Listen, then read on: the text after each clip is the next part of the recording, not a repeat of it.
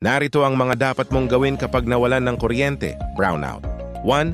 Maghanda ng ilaw gumamit ng flashlight, kandila o rechargeable lamp.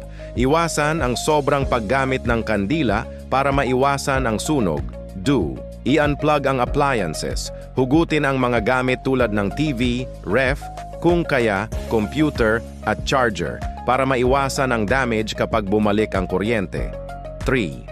Tipirin ang battery ng gadgets. Bawasan ang paggamit ng cellphone, i-on ang power saving mode 4. Panatilihing sarado ang ref, huwag madalas buksan para hindi agad masira ang pagkain 5. Mag-ingat sa sunog kung gagamit ng kandila, ilayo ito sa madaling masunog na bagay, patayin agad kapag matutulog na 6. Panatilihing presko ang sarili magpaypay o gumamit ng portable fan, uminom ng maraming tubig, lalo na kung mainit 7. Makinig sa balita, gumamit ng battery-powered radio or cellphone para sa updates 8.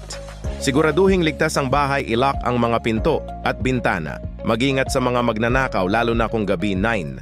Maghanda para sa susunod, mag-charge ng power bank. Habang may kuryente, mag-stock ng emergency kit, flashlight, batteries, tubig, pagkain.